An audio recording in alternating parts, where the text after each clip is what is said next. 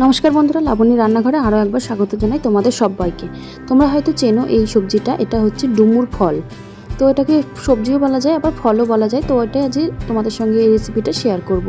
तो देखो डुमुरटाके एखन केटे निচ্ছি दु आर्धेक करे, আর মাঝখানে যে বীজটা আছে সেটা ছুরির সাহায্যে বা চামচের পিছন দিয়ে এরকম ভাবে খুঁচিয়ে বের করে আমি ঠান্ডা জলে এটাকে ভিজিয়ে রেখে দিচ্ছি এর কষটা বের করার জন্য। আর এর মধ্যে আমি যেহেতু আলু দেবো তাই আলুটাকে কেটে নিয়েছি। এখন আমি ডুমুর আলুটাকে একটু সেদ্ধ করে নেব হলুদ দিয়ে।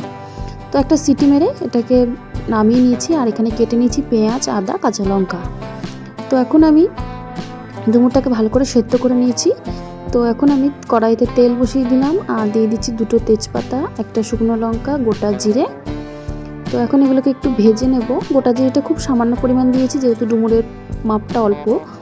তো এখানে আমি একটা পেঁয়াজ দিয়ে দিলাম কুচি করে রেখেছিলাম যেটা, তার মধ্যে লবণ দিয়ে এটাকে লালচে করে একটু ভেজে নিয়েছি। আর তার মধ্যে দিয়ে দিলাম কাঁচা লঙ্কা বাটা, যে যেমন ঝাল খাবে সেই অনুযায়ী ঝালটা দিও। আর দিয়ে দিচ্ছি এর মধ্যে জিরে আর হলুদ। তারপর মশলাটা যাতে না লেগে যায় ওর জন্য দিয়ে দিলাম জল। আর এখন এখানে দিয়ে দিলাম একদম অল্প পরিমাণে রসুন বাটা, হাফ চামচ পরিমাণ। তো এটাকে এখন ভালো মতন কষিয়ে নিয়ে ডুমুরটা এর মধ্যে দিয়ে দিচ্ছি।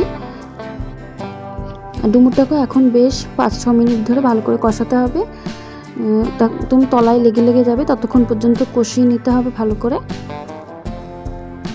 কষানো হয়ে গেলে এর মধ্যে একটু জল দিয়েছি, জল দিয়ে আবারও ভালো করে কষিয়ে নিচ্ছি যতক্ষণ পর্যন্ত মানে রসুন আদার গন্ধটা না যায় ততক্ষণ পর্যন্ত কষিয়ে নিয়েছি। আর এখন ভালো মতন কষানো হয়ে গেছে। এখন আমি এর মধ্যে ঝোলের জন্য অল্প একটু জল দিয়ে দেবো।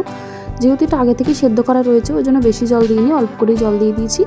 আর এটাকে এখন টকবক করে ফুটানো পর্যন্ত আমাকে অপেক্ষা করতে হবে। তো দেখো ভালো মতন ফুটে গেছে। এখন আমি এর মধ্যে হাফ চামচ চিনি আর অল্প পরিমাণের গরম মশলা দিয়ে এখন এটাকে আমি নামিয়ে নেব। এই দেখো রেডি হয়ে গেছে আমার ডুমুরের তরকারি। যদি কোনো সময় বাজারে তোমরা কিনতে পাও অবশ্যই করে এরকমভাবে একবার বানিয়ে খেও, খেতে খুব ভালো লাগবে। দেখা হচ্ছে পরের দিন। ভিডিওটা ভালো লাগলে চ্যানেলটাকে সাবস্ক্রাইব করে পাশে থেকো।